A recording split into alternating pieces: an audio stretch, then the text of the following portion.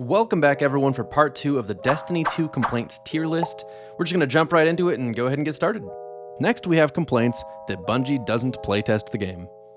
You'd like to think some of the most blatant bugs wouldn't exist because they arise in situations that players will most definitely encounter and therefore you'd think they'd be tested thoroughly, but that just isn't how development works. As a basic example, the out-of-bounds areas in Deepstone Crypt's first encounter may seem obvious once you know them, but a tester isn't going to waste their time looking in every nook and cranny for wall breaches. They want to know if augments drop off enemies every time, if they go to terminals correctly, if servitors interrupt terminals correctly, if the scanned objects correctly reflect what the operator needs to do, if the scannable objects only activate 4 at a time, if scannable objects refresh properly after a DPS phase, if the doors prevents any extra players from going downstairs, if the operator revives downstairs, place the player safely upstairs as intended, if the downstairs overheat mechanic activates at the right time, if the augments can't be duplicated, if the augments deactivate when placed in the terminal, if the fuses can't be shot through shields or shooting the wrong fuse, wipes the team, if the encounter clears after all 6 fuses are destroyed, and I'm sure there are others, but hopefully you get the point. How many hours do you expect a tester to spend in an encounter? At what point does it start being unreasonable to say, yeah, I'm sure you tested the coup de grace mission, but did you test if you shoot the blight the exact instant it appears on your screen instead of listening to the dialogue for 2 seconds? Is that the first thing you'd think to test to break that encounter's progression? There are plenty of other possible issues too. Even if something works perfectly in a test build, it might bug out due to other features being changed in the game, or publishing everything to live servers, or for reasons I don't know myself because I'm not a developer.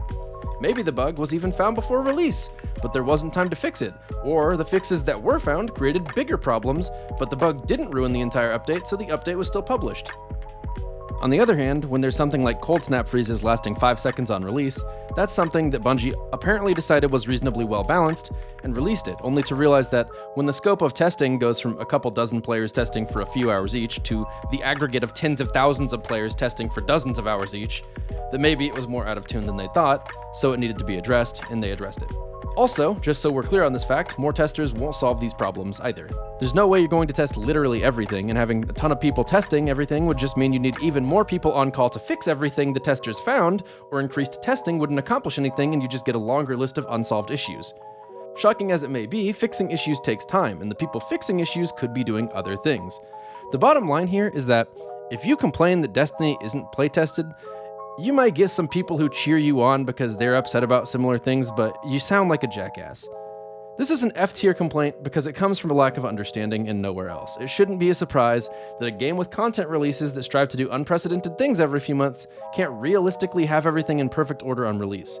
If you want to main complaining that Bungie doesn't test their game, just be aware that no amount of baseless confidence makes an objectively bad character choice a good one. Speaking of development practices, next up is one that isn't completely weightless: recycled content. We've gone through enemy territory forwards, backwards, up, down, in any way you can imagine. If Bungie can use a play space twice, you can bet your butt they will. We've seen the return of more than a few Destiny 1 weapons, with more on the way. We've had cool missions for Black Hammer, which itself was recycled into Black Spindle, then again into Whisper of the Worm, Bad Juju, Outbreak Perfected, and Hawkmoon. Trials as a whole is basically straight from Destiny 1. Some of the maps are, some of the weapons are, the game mode itself is. You can't really blame Bungie for this considering it was a popular request from the community, but still, it is recycled content. One of the new strikes with Beyond Light is recycled from Destiny 1 as well. Pretty much nothing is sacred. If it can be reused, it will. The trick with recycling content and gear always comes down to finding ways to make players excited to engage with it again. Every player will have their own view about whether recycled content is adequately new enough for them. However, one decisive variable is how much new content comes alongside the recycled stuff. You can pretty much guarantee that a season with only recycled content will be met with massive backlash, no matter how much of a facelift it was given. But recycling done right doesn't feel like recycling at all. Hawkmoon, for instance, is acquired through a thematically appropriate mission, has awesome sound design, is uniquely capable of random rolls as an exotic, and yet looks the same as ever. In my view, this is recycling done right. Complaining about recycled content is a lot like drip feed complaining and the fact that there are players who feel great about it, so you can't label it as an objectively bad move on Bungie's part. However, unlike drip feed complaining, recycled content isn't asking for more of the player's time.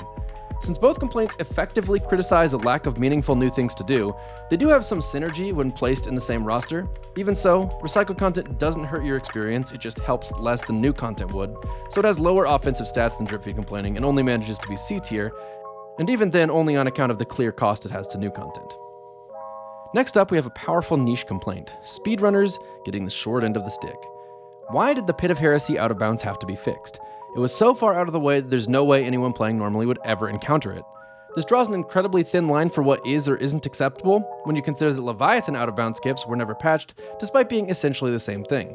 How is not completing the Castellum or following an intended underbelly path functionally different?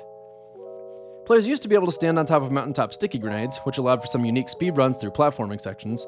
This was patched, presumably because it was unintended, but it falls to the list of things that should have been left alone on account of not hurting anyone and being interesting. Worldline skating was also much more accessible in the past and got fixed separately from other sword changes that were in the same update. While the sword changes in general were great, Bungie killed Worldline skating for unclear reasons. It's hard to understand where Bungie's coming from with this whole complaint. Titans with lion rampants and a sword, intended mechanics, trivializes every jumping section, yet going slightly faster than you can with intended movement abilities using Worldline isn't acceptable.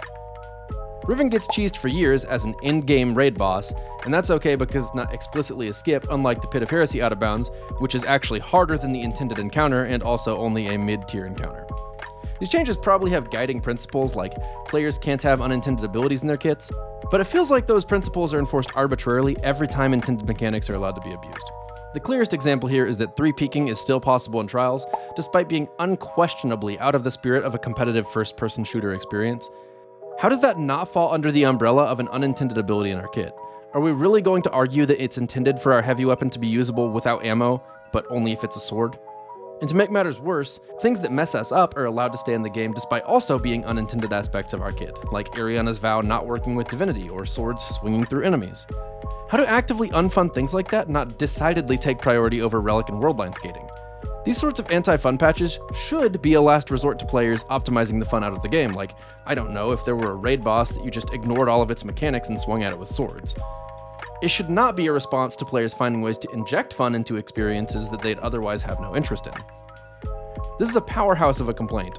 Only a handful of players can leverage its entire kit, since an encyclopedic knowledge of abusable bugs is necessary to reach the complaint's full potential, but each individual aspect of the complaint is still strong. Until the community gets a crystal clear explanation for why unintended mechanics are inherently harmful, all of the time spent patching out nuances that the speedrunning community enjoys outside of normal gameplay is going to seem like wasted dev time. This is an S-tier complaint, because the fact remains that patching fun out of the game justifies criticism, and we've never gotten a constructive response that proves beyond reasonable doubt that it's the right call to do so. Next up is another popular complaint as of late, which is PvP players saying they do not feel valued. We didn't get any new Crucible maps in Beyond Light, we didn't get any new Crucible modes in Beyond Light, we didn't get any new Crucible rewards in Beyond Light, unless you count the armor set palette swap used for Gambit in the Vanguard as well, or the Adored ornament. The singular new Trials reward in Beyond Light is Adept Weapons and Mods, which are locked off to everyone except players who can flawless with relative ease. On top of all this, there's a lot of criticism for Stasis in Crucible as well, which is a pretty bad look when it's the only new thing that every Crucible player will engage with.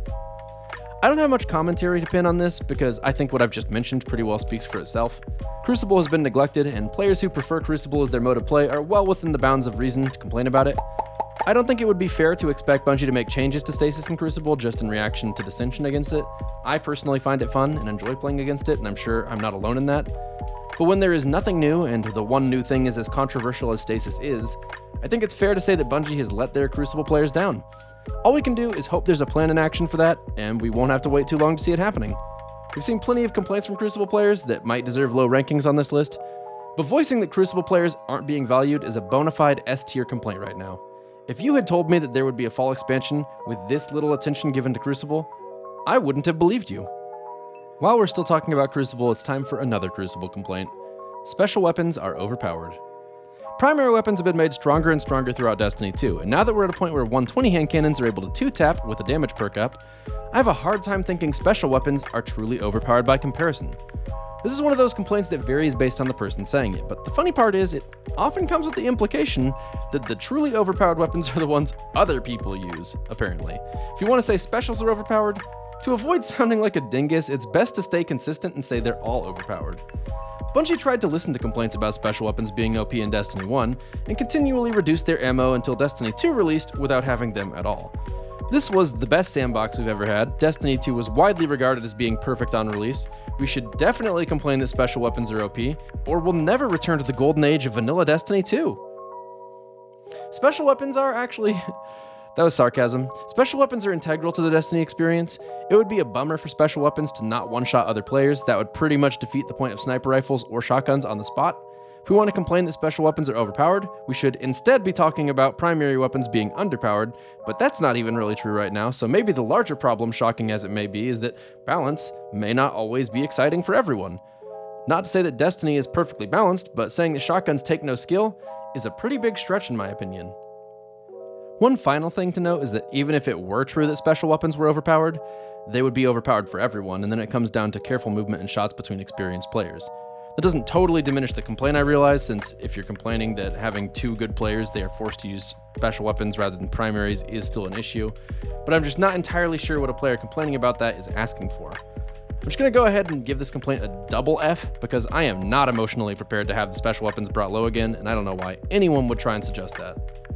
Next up, we have Destiny is too easy. This is a very silly complaint when taken in a broad sense, because Destiny is quite literally designed to be accessible enough for children to engage with it.